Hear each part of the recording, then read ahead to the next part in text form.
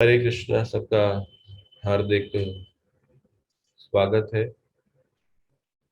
इस नाम जप यज्ञ में। तो आज एकादशी है और एकादशी के दिन जो वैष्णव हैं वो अन्न का सेवन ना करके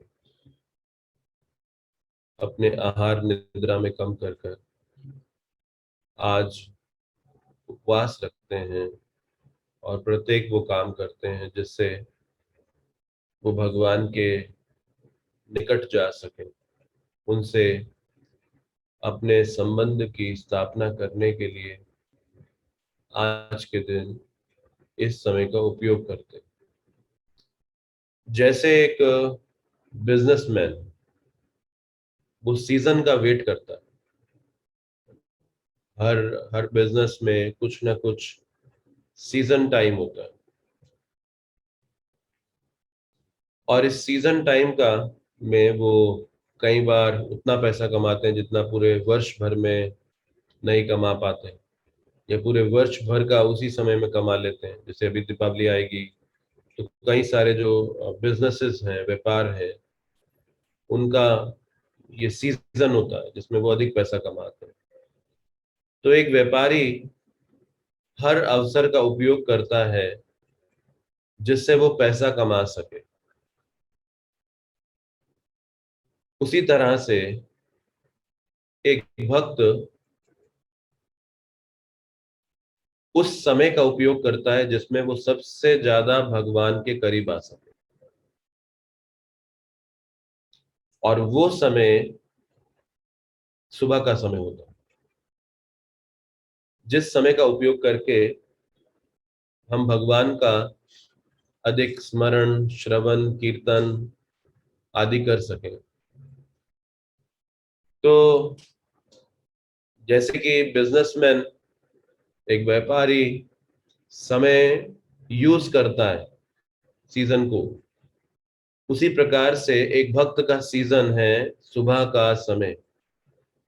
और अगर कोई भक्त इस सुबह के समय में अपने मन की गतिविधियों के प्रति केंद्रित ना हो, अपने मन की गतिविधियों को नियंत्रित करने के लिए कार्य ना करे, तो फिर वो ये जो समय बहुमूल्य है उसको व्यर्थ कर देगा। तो एक तरह से भक्ति और जो अन्य विधियां हैं भगवान तक पहुंचने की, उनमें एक बहुत बड़ा अंतर है। भक्ति में हम भगवान की कृपा के ऊपर निर्भर करते हैं। अब कृपा के ऊपर निर्भर करने का मतलब ये नहीं कि हम खुद से कुछ करते नहीं हैं, बस बैठे रहते हैं और प्रतीक्षा करते हैं कि शायद कभी हमारे ऊपर ये कृपा हो जाएगी। लेकिन कृपा के ऊपर निर्भर करने का मतलब है कि हम ऐसे कार्य करते हैं जिससे भगवान की कृपा को हम अपने जीवन के अंदर आकर्षित कर सकें। अन्य विधियों में सफलता अपने अभ्यास से प्राप्त की जाती, लेकिन भक्ति में सफलता कृपा भगवान की उससे प्राप्त की जाती है। तो इसीलिए ये जो सुबह का समय है भगवान की उस कृपा को आकर्षित करने के लिए सबसे उपयोगी और सबसे अनुकूल समय है। इस समय वातावरण के प्रभाव से हमारा मन जो है राजसिक और तामसिक गतिविधियों के प्रति स्वाभाविक आकर्षित नहीं होता। एक सात्विकता, अदृश्य सात्विकता इस समय और इस वातावरण में रहती है, और इस कारण से एक भक्ति योगी भगवान की कृपा पर निर्भर होते हुए इस समय का सदुपयोग करता है, एक एक शब्द को इस महामंत्र में ध्यान पूर्वक सुनने के लिए। तो एक तरह से जितना हम इस महामंत्र को सुन पाते हैं उतना हम इस मन को नियंत्रित कर पा रहे होते हैं, और जितना आप इस मंत्र को सुन नहीं रहे उतना मन आपको नियंत्रित कर रहा होता है। तो ये मन का जो नियंत्रण का परिचय है, हम कितना इस महामंत्र को सुन पाते हैं इस बात से होगा।